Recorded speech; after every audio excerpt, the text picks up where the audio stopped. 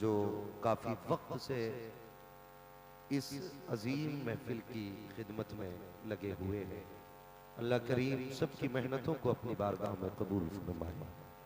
और जो दूर दराज से चल कर के हुजूर के दीवाने आए हैं इस महफिल में, अल्लाह करीम सबकी हाजिरी को अपनी बारगाह में कबूल फरमाए। मैं हर आने वाले को मुबारकबाद पेश करता हूँ। यकीनन ये वो अजीम महफिल है जहाँ पे आज रब के फरिश्ते आते होंगे और जाके कहेंगे, मालिक आज हम उस हिस्से से आ रहे हैं जहाँ तेरे और तेरे महबूब की बातें हो रही थी। ऐसी महफिल में बैठे हैं और इतना बड़ा मजमा और इतनी खामोशी। मैं ये नहीं कहूँगा आप बोलिए, इसलिए नहीं कहूँगा बोलने के लिए, क्योंकि मैं जानता हूँ समंदर अक्सर खामोश रहते हैं। आपने बड़ी अच्छी नकाबत हमारे बुजुर्ग हजरत अल्लामा मौलाना, नाम बताना पड़ेगा कि जानते हैं आप। मैं सोच रहा था आप नाम लेंगे, लेकिन आप नहीं बोल रहे। माशाल्लाह, दो चार लोगों को नहीं सबको याद है, बोल नहीं रहे हैं, इसलिए कि बड़े लोगों के नाम नहीं लिए जाते। ये कदम छोटे हैं, लेकिन यूं समझ लीजिए कि काम बड़े बड़ों से ज्यादा किया करते हैं। एक जात हिंदुस्तान की बड़ी मशहूर जात अल्लामा हलचल सीवानी की जात है। आज खैर हो गई, मैं बड़ा डरता हूँ इनकी नकाबत का और बड़े कम में आज इत्तेफाक कर लिया। अल्लाह इनकी मोहब्बतों को सलामत रखे। यकीन जाने मैं ये समझता हूँ अक्सर जलसे तो यूं कामयाब हो जाते हैं कि इनकी नकाबत होती है। ये सच्ची बात है। भाई मुबारक हुसैन मुबारक और कौसर अकमल साहब, ये बड़े बड़े लहजे आपने सुने। और मेरे भाई खतीबुल हिंद हजरत अल्लामा मौलाना इम्तियाज बरकाती साहब क़िबला, आपने इनका भी पुरबहार खिताब सुना। हालांकि मेरी भी ख्वाहिश रहती है मैं भी भाई इम्तियाज साहब का किसी दिन खिताब सुनूं, लेकिन मेरी नसीब में बन्ने ही ताजिया लिखा होता है, रख दिया जाता है। भाई तुम्हें आखिर में उठा के लाया जाएगा, तुम पे चादर चढ़ाई जाएगी। कोई मसला नहीं, फिर भी शुक्र है आज मुझे बीच में मौका मिल गया। मैं तो दुआ करता हूँ अल्लाह इन जलसे वालों को सलामत रखे, जिनके दिल में इतना प्यार मेरा आ गया, मुझ पे रहम आया कि मुझको इस वक्त ये माइक दे दिया गया। लेकिन आपसे गुजारिश है, अगर खतीब को पसीना आए तो बूंद दो बूंद आपको भी पसीना आना चाहिए। क्या राय है? और ये जो आगे वाले बैठे ना, बिल्कुल आप उसी तरह के जिस तरह ड्राइवर की साइड वाली सीट पे कोई बंदा बैठा होता है। अगर ड्राइवर वाली सीट पे बंदा सोने लगे ना, तो ड्राइवर कह देता भाई मुबारक भाई पीछे जाइए। मुबारक भाई कहते मेरी गाड़ी आगे बैठूंगा। वो कहता गाड़ी आपकी है, लेकिन कानून है ड्राइवर के पास बैठ के सोया नहीं जाता। क्यों? कि अगर ड्राइवर के पास सो तो ड्राइवर को भी नींद आ जाती है। अगर उसे नींद आ जाए तो फिर गाड़ी किधर जाएगी? पता है कहां जाएगी गाड़ी? अगर जानते तो फिर आप जो सामने बैठे ना, खुदा के वास्ते जरा आप बोल के दिखाएं, कहते हैं या रसूल अल्लाह। जिन जिन लोगों ने लंगर खाया है, और अपना तो उसूल है यार, कहीं भी खाए खाते हुजूर कहीं, हुजूर ही का खाते। मैं अक्सर कहता हूं खाते हैं तेरे दर का। अभी आशिकों से आवाज आनी चाहिए, खाते हैं तेरे दर का। जियो बेटे जियो, सलामत रहो, खाते हैं तेरे दर का। जो लोग खड़े ना, ये भी हुजूर के ना, ऐसा तो नहीं है जिन्हें बैठने जगह मिल गई वो किराया देंगे, जो खड़े रह गए वो किराया नहीं देंगे। मसला ही कोई नहीं यार, जो खड़े ना उनके लिए प्यारी बात कह दो। घर जाना ना तो अपनी माँ के कदम चूमना, बाप के हाथ चूमना, कहना बा ये तेरी हलाल कमाई का कमाल था, माँ तेरे दूध का कमाल था। सबने बैठ के हुजूर की बातें सुनी, मैंने खड़े होके हुजूर की बातें सुनी। यकीनन वो अच्छी माओ के लाल हैं जो जलसे को खड़े होके भी सुनने तैयार है। और दुनिया इसी चीज से हैरत में है, ये कौम अपने नबी से कितना प्यार करती है। और यार अगर इनको 2-2 हज़ार बांटने के लिए किसी अमीर के दरवाजे पे लाइन लगानी पड़े तो ये 5 मिनट खड़े होने तैयार नहीं, नबी के जलसे में घंटों खड़े रहते हैं। आखिर इश्क क्या है? तो बरेली से आवाज आती है, पैसे से ना बोलना, हमारा इश्क ये है, इश्क तेरे सदके चलने से छुटे सस्ते, जो आग बुझा देगी वो आग लगा।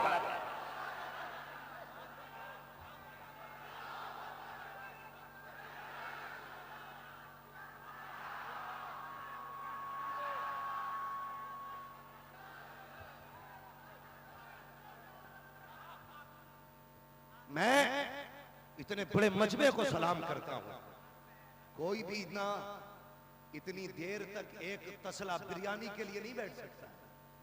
बैठेगा बोलो। जो लोग ये समझते हैं ना ये कौम हमारे कर्म पे पल रही है, वो गलत सोचते हैं। हम कल भी हुजूर के टुकड़ों पे पलते थे, आज भी हुजूर के टुकड़ों पे पलते हैं। और आपस में फूट डालने वालों, तुम्हारे मुंह पे तमाचा है ये भीड़, ये तो सरहदें पार करके आई है। पहले किसी ने नेपाल को पार किया, फिर भारत में आया और भारत वालों ने इस्तकबाल किया। इस मजमे ने बैठ के बता दिया, जब मुस्तफा वाले बैठा करते हैं तो न मुल्कों के फासले रहते हैं न नस्लों के फासले, कोई फासला नहीं। हाँ,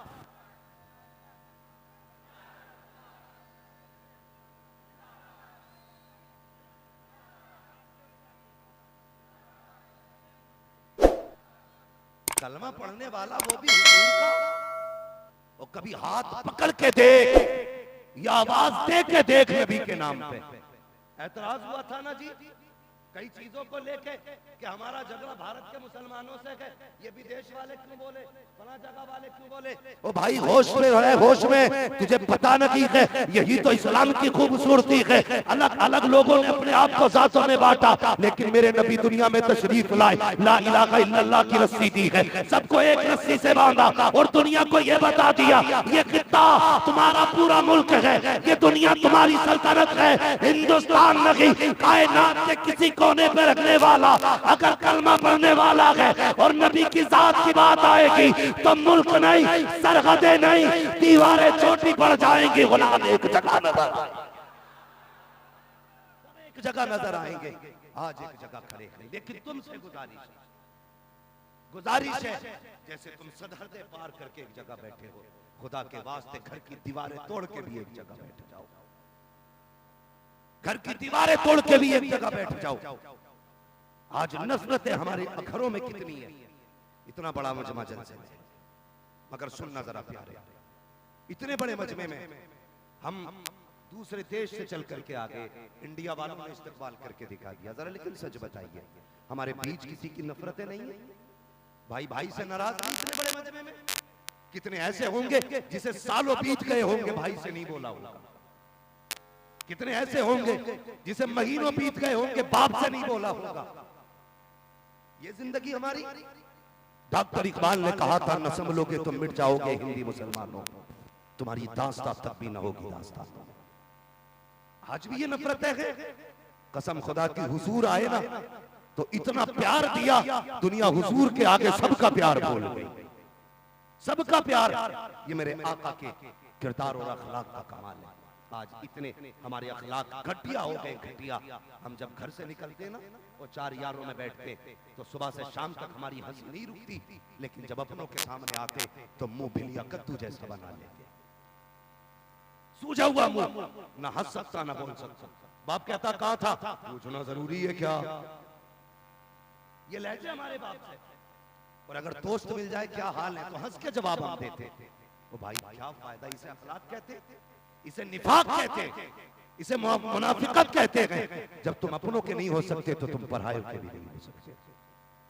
यारों को हंस के दिखाना, अपनों को मुंह चढ़ा के दिखाना ये गलत है। सफों के बीच में मोहब्बतें पैदा करो, एक दूसरे से प्यार बांटो। उठाना मेरे हुजूर की जिंदगी, अखलाक देख पैगंबर इस्लाम का। और तुझे बताऊं, ईरान से एक बच्चा माँ की गोद में किसी फंक्शन में जा रहा था, किसी दावत में जा रहा था, डाकुओं ने कब्जा किया, हमला किया, माँ की गोद से बच्चे को छीना, लेकर के चले गए। लाने के बाद मक्के की बाजार में बच्चे की बोली लग रही है। जब बाजार में बच्चे की बोली लगी, हजरत खदीजतुल कुबरा का खादिम बाजार में गुलाम खरीदने गया था, जाकर के उसने उसी बच्चे को खरीदा। खरीद के लाने के बाद खदीजतुल कुबरा के हवाले कर दिया। बहुत गौर से सुनना प्यारे, अंदाज़े बयां मेरा बहुत शौक लगी है, शायद कि उतर जाए तेरे दिल में मेरी बात। आज नफरतें देखो, पैगंबर का किरदार देखो। खदीजतुल कुबरा की बारगाह में गुलाम पेश किया गया है, आपने गुलामी के तौर पर बच्चे को रखा। फिर उसके बाद आप निकाह करके हुजूर की खिदमत में आई है। जब सारी दौलत हुजूर को दी है, उसके बाद गुलाम भी हुजूर को दे दिया है। खदीजतुल कुबरा ने गुलाम हुजूर को दिया।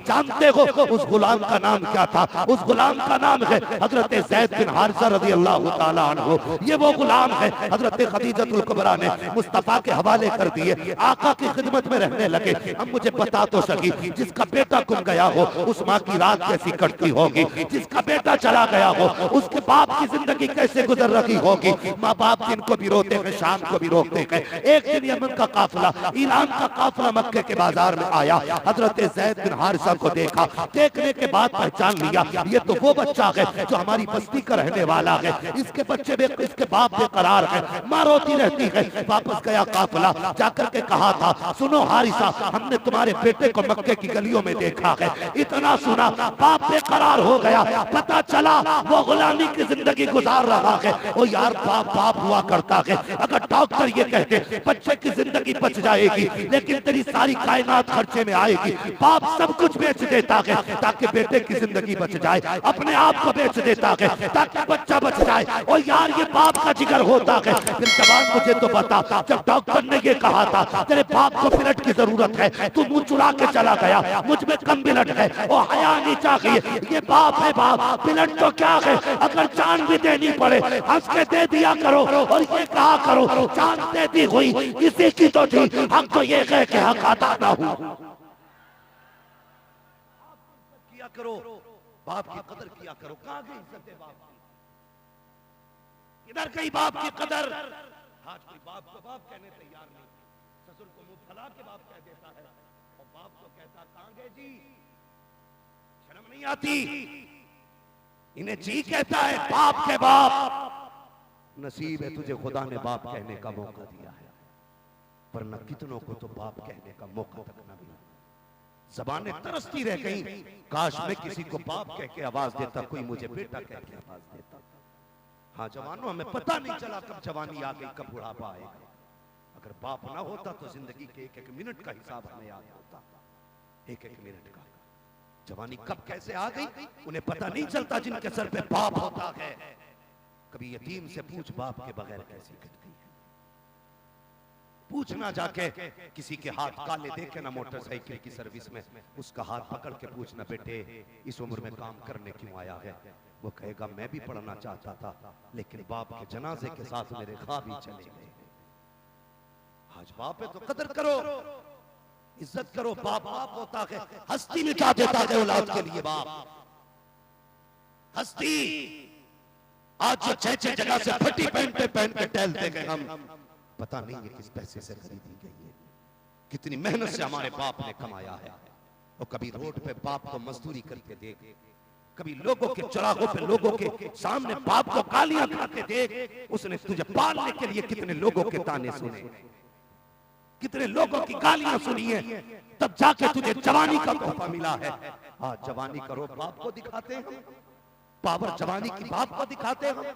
हया आनी चाहिए। बाप वो होता है जो औलाद के लिए अपनी जात दे देता है। जाओ कभी हॉस्पिटलों में जाके देखो, बाप के लिए औलाद के लिए बाप क्या कहता, कहता डॉक्टर मेरा पूरा खून निकाल लो, मेरे बेटे को बचा लो, मेरा दिल निकाल लो, मेरे बेटे को बचा लो, मेरी किडनी निकाल लो, मेरे बेटे को बचा लो। पूछना इस बाप से, क्या तुझे जीने की तमन्ना नहीं? क्या तू दुनिया को प्यार नहीं करता है? क्या दुनिया का ऐश तुझे पसंद नहीं है? वो कहता सब कुछ पसंद है, लेकिन बेटे के बगैर कुछ भी पसंद नहीं है। अगर बेटा नहीं तो जिंदगी नहीं। ये बाप का प्यार होता है औलाद से। और औलाद को देखो, कुछ दिन पहले की बात है, बेटे ने माँ को छत से जाके फेंक दिया, इसलिए कि उसकी खांसी बर्दाश्त नहीं हो रही थी। और मुझे बता तो सही, अगर माँ बाप को मारने के बाद तुझे 2 रोटी मिल गई तो क्या मिल जाएगा? अगर जन्नत में जाना चाहते हो, इनकी इज्जत किया करो।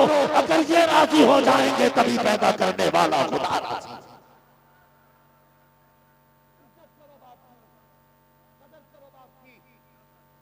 हाँ, पीर पीर अपनी जगह बेशक पीर शान वाला, लेकिन बाप भी अपनी जगह बाप है। कहते मेरा बाप मेरे सामने अकड़ के बोलता, तुझमें है क्या जो तेरे आगे दब के बोले? बाप के लिए इतना ही काफी है कि वो बाप है। उसके घमंड के लिए इतना काफी है कि वो बाप है। वो कभी ये ना कि मेरा बाप अकड़ के बोलता है। नसीब वाले हैं जिन्हें बाप थप्पड़ मारा करते, मुकद्दरों वाले जिन्हें बाप डांटा करते।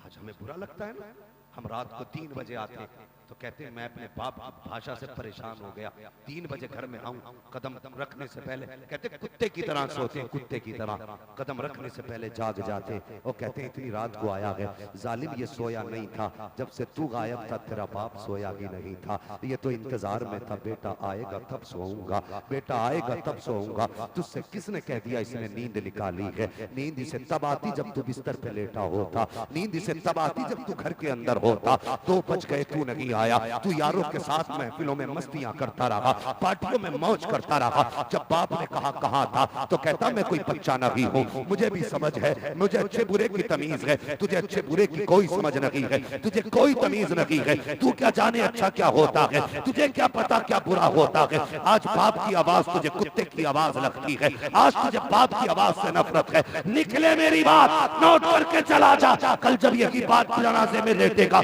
सफेद कपड़ा पहन के निकल जाएगा और तू आधी रात को घर में आएगा, तुझे कोई टोकने वाला ना होगा, कोई पूछने वाला ना होगा, कोई आवाज देने वाला ना होगा। उस दिन तू रो के कहेगा काश आज बाप होता, आज आवाज देने वाला होता।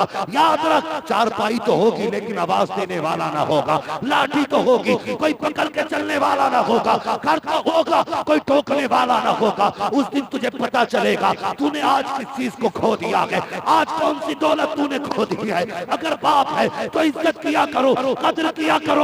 याद रखो हर किसी को बाप नहीं मिलते, बाप उसको मिलते हैं जिसके नसीब आला हुआ करते हैं।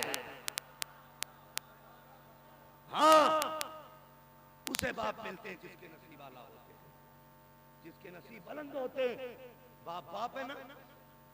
हजरत ज़ैद बिन हारिसा हुजूर की खिदमत में बचपन था। हजरत हारिसा को पता चला मेरा बेटा मक्के में कैदी बना है, अपने भाई को बुलाया, का पता चल गया तुम्हारे भतीजे का। कहा कहाँ के? मक्के में है। का फिर का सुना है गुलामी की जिंदगी गुजार रहा है मेरा बेटा, गुलामी की जिंदगी। एक बात मुझे बड़ी अच्छी लगी, कभी कभी सोशल मीडिया पे भी कोई सही बात हो जाती है।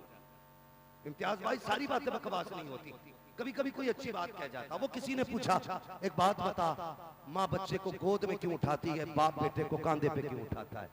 तो उसने बड़ा प्यारा जवाब दिया। उसने कहा माँ बच्चे को गोद में इसलिए उठा के रखती है, वो चाहती है मैं जहां तक देखती हूँ मेरा बेटा भी वहां तक देख ले। ये माँ इसलिए गोद तक उठाती है कि जहां तक मैं देखती हूँ वहां तक मेरा बेटा देखे। कहा फिर बाप कंधे तक क्यों उठाया? उसने कहा बाप इसलिए उठाता है कि जहां तक मैं देखता हूँ मेरा बेटा उससे भी आगे का देख लिया। क्या बनाया पूरी जिंदगी में? और यार तुझे यहां से यहां पहुंचा दिया, और क्या चाहिए तुझे जिंदगी? तुमने क्या बनाया? एक छप्पर न डाल सके और शर्म कर। कभी पड़ोसी से पूछिए छप्पर क्यों ना पड़ा, कभी पूछ पड़ोसी से ये पर्दे की जगह किवाड़ क्यों ना लगे। ये कहेंगे तेरे घर के खर्चे मुश्किल से चलते थे, लेकिन जब तू आया ना तूने बाप की मुसीबतें बढ़ा दी थी। कैसे? का तेरे बाप की कमाई तो 250 थी, एक एक दिन में तेरे 300 रुपए 600 रुपए के शौक होते थे। इसलिए बाप तरक्की ना कर सका क्योंकि उसे तेरे ख्वाब पूरे करने थे, तेरे ख्वाब पूरे करने थे। बाप ने चचा से कहा भैया जितनी दौलत है सारी ले लो। का किस लिए? पता नहीं कि किसने खरीद रखा है बेटे को। अगर हमारी कुल कायनात भी मांगेगा ना तो हम दे के बेटे को आजाद करा के लाएंगे। ये बाप का प्यार था हजरत हारिसा का। सफर करते करते मक्का शरीफ आ गए, पता किया मेरा बेटा किसके घर है। किसी ने कहा खदीजतुल कुबरा के घर पे है। कहा कौन खदीजतुल कुबरा? कहा वो मलका-ए अरब है, उनसे बड़ी दौलत वाली कोई खातून ही नहीं। कहा अच्छा, कहा और कौन? कहा उनके शोहर मोहम्मद है। उसने कहा ये लोग हैं कैसे?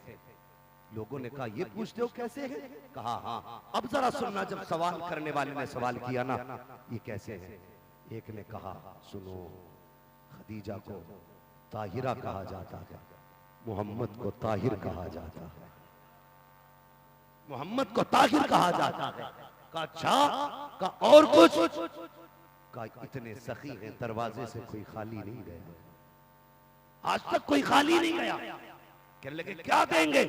कहा जिसने जो मांगा दिया गया, दौलत मांगने वाले को अमीर बनाया गया, इज्जत मांगने वालों को इज्जतें दी गई है, रिस्क मांगने वालों की नस्लें पाली गई हैं। कहा इतने सखी है? कहा हाँ। कहा अगर हम जाएंगे हमारा बेटा लौटा देंगे? कहा तुम नहीं जानते हो मोहम्मद जहाँ ताहिर है वहाँ करीम भी है, और करीम वो होता है जब देने पे आता है तो बदला नहीं लेता, फ्री में लौटा दिया करता।